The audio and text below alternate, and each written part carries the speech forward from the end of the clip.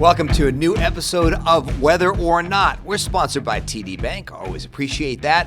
And today we get to talk about the winter. Not the halftime report just yet, but we're off to a promising start. If you're a snow lover, I'm sure many of you have not been loving the recent extreme cold. Is that going to last? Are we going to get a little bit moderation? Is that January thaw that we always enjoy or typically enjoy climatologically? Is that in store? So we're going to address all these questions as we look at kind of the state of the winter.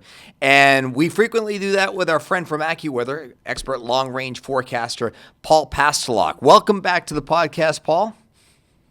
Yeah, thanks a lot, Lee. Yeah, it's great to be back. Frigid. It's been pretty cold, but hey, if you want snow, that's what you need, right? The cold weather. Exactly right. And listen, we have a rare white Christmas by the skin of our teeth around here.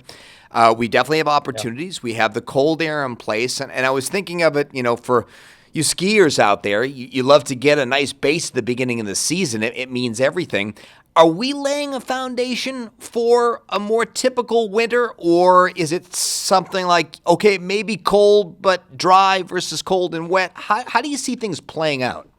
Actually, this has turned into a more typical winter for the Northeast as a whole, not just in the New York City area, but for everywhere. We've actually saw a pretty active December, more active than we've seen in past years, and we've had a couple of events here and there to bring us some snow.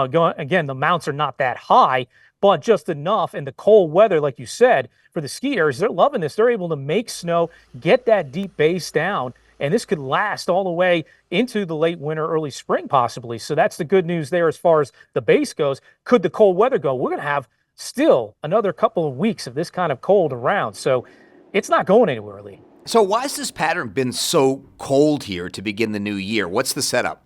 Yeah, let's take a look at this map. I drew this map yesterday, and it basically explains what's going on, why all this extreme cold in the pattern. A little bit different from what we saw back in September and October on the forecast, but still, in any case, it has evolved. And it starts actually in the Northwest, Northern Pacific.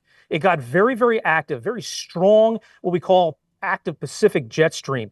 And that pumped up the upper level high pressure area off the coast of Canada and the U.S. And so what ends up happening, you see the jet stream, the air comes straight down, pulling down polar air out of western and northern Canada straight into the United States. The thing about this is, it's not like a 2-3 day deal. Mm-hmm. It's actually been going on for a couple of weeks, and that's because of this blocking high that's been stubborn to leave, working with this upper level high, driving the cold, driving the jet stream, and then we get these flurries of systems coming out of the southern branch, and that's what's bringing the snow.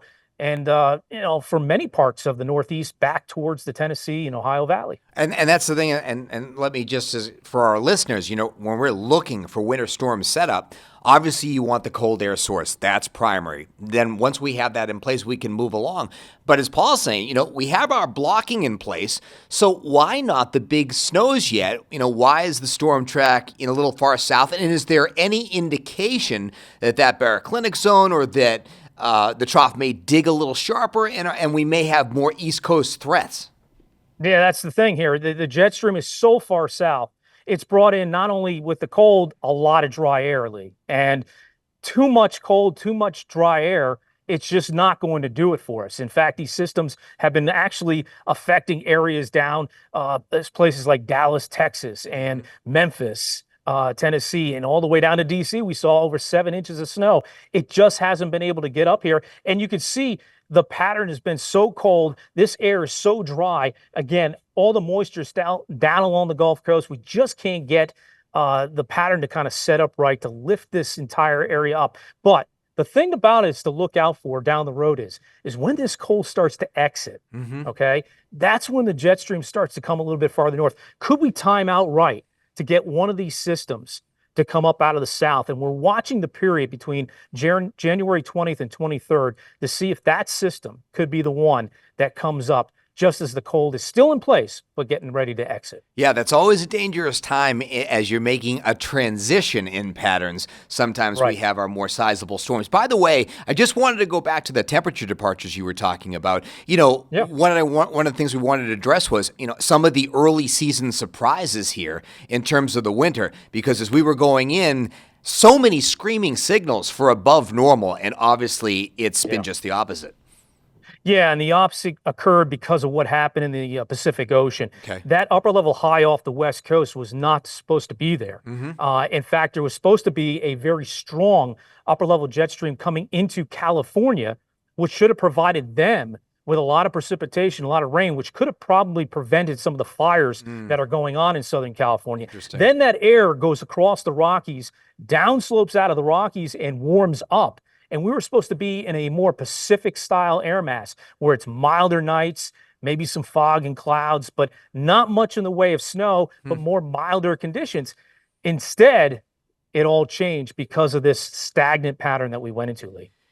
You know, as long as you're addressing that, this was a question I have for you down the road, but, you know, we were doing a nice job in December replenishing our water deficit. And now, you know, we talked about the fires in California. Now you can relate that to some of the dryness here. You know, we've taken a little step back as of late with some of these kind of nickel and diming storms. Are you at all concerned headed into late winter and spring? You know, drought a little less of a discussion this time of year. But I'll tell you visually, especially if you're listening to us from the Hudson Valley, those reservoirs are low and in some case totally dried out. Paul, we had a project, an aqueduct project here, where some of those Hudson Valley reservoirs were tapped versus the Catskills for a while. They reversed that when we started to go into drought, but the damage is already done.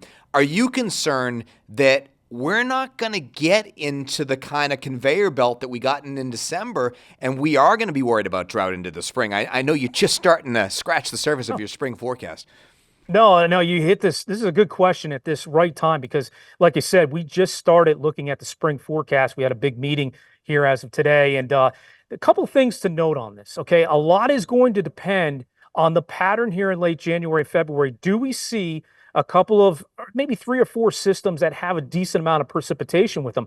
If we don't, we got a problem because of the fact that the La Nina conditions that are setting up is more based over the central equatorial Pacific. And because of that, and looking at teleconnections, that focuses most of the moisture going into the spring, late winter and spring, towards the center of the country, west of the Appalachians. So if we don't get into that pattern that we need in late January and February, then I start getting more concerned about the situation because we're still in a drought situation in parts of the area, despite some of the systems we've had.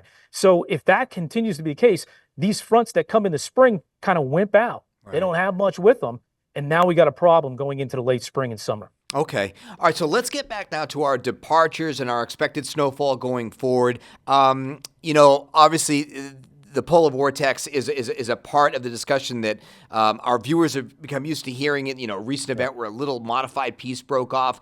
Do you see a strong consolidated polar vortex, or do you see a little weaker where we can still get some cold shots and maybe speak to the, you know, how extreme those may be going forward after getting this extreme shot to start the new year? Right. And let me just emphasize that the cold that we're seeing right now is associated more with the polar jet stream, which is generally in the troposphere, the area that the atmosphere, part of the atmosphere we live in. Okay. But the thing is about it is that's the driver of the systems and the cold that we're seeing currently. The polar vortex in the stratosphere has been really untouched. There's just been a little bit of stretching going on from time to time of it, but it's still solid. And we expect it to stay solid through January. The problem is we keep seeing some hints, and the research shows that a late disruption of the polar vortex is possible. We're talking about mid-February, and then whether or not that disruption causes cold to come here in North America or towards Europe first, and then a delayed, sometimes it takes almost a week or two before we see the effects of that if it goes in that direction first. So the research is still there. It's just so hard to predict, Lee, whether we're going to see a polar vortex disruption this far out. It's the research we're basing a lot of this on. Okay. All right. On to snow. I know that's what everybody listening wants to hear. There are your snow departures you're depicting there. So can you take us from that to the current status of your original snow forecast? Yeah, this whole area that you see right in here used to be in a below average situation, but because of the jet streams going so far south, we've seen a couple of good events as far as snow amounts go, and those normals are not very high in this region, so it doesn't take much to get above. So we've made some adjustments there. Not a whole lot here in the Northeast, we're still kind of holding our ground here for a couple more systems that could bring some snow to parts of southern New England and also the eastern Pennsylvania and New Jersey. We've had some snow in Wildwood down through Delaware, a couple of events there. But that's basically the changes that we've made is generally in this corridor here because that's where the pattern here in January is set up. But we're still not overly. I still think we have more waves coming in from this direction toward the northeast later in January and February that could give us some opportunities there. Okay, so and I know you actually put some like hard numbers on that earlier in the season. I believe you have that graphic where we were talking about our snowfall with respect to average there. Yes, there you go, right there. And there we are. So the annual average just shy of 30 inches. The snowfall forecast at 20 to 25. I think we're now at about, 3.7 for the season? 3.7, yeah, okay. 3.7 right now. Now, the normal to date is about 7.1, so we're a little bit behind. Okay. And generally, we get about one storm, a decent storm, not the piddly stuff, one storm up until about this time. So we haven't really seen that storm yet, and I think that's why we're behind right now. Okay. So you say we should look at that period in the 20th to 23rd of January. So maybe in that last 10 days there.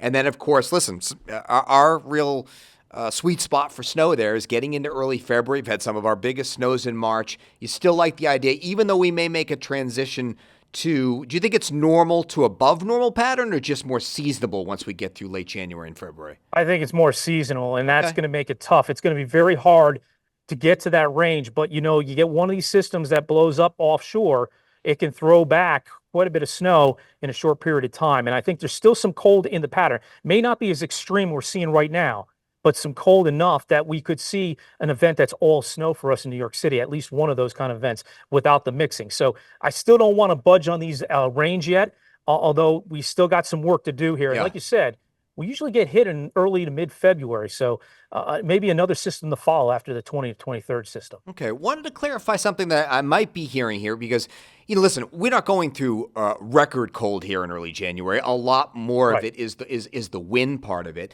But conceivably, could this be, our coldest outbreak of the season in early January? I probably don't want to throw in the towel on that, but are there signs of as extreme or with reference to normal as far below normal? From a temperature standpoint, I think it is the worst of the cold. Interesting. For the season. I think this is, for many, I think this is their winter, especially in the southern tier of the nation. I think this is your winter that you're going through right now. The polar vortex, yes, it's always on.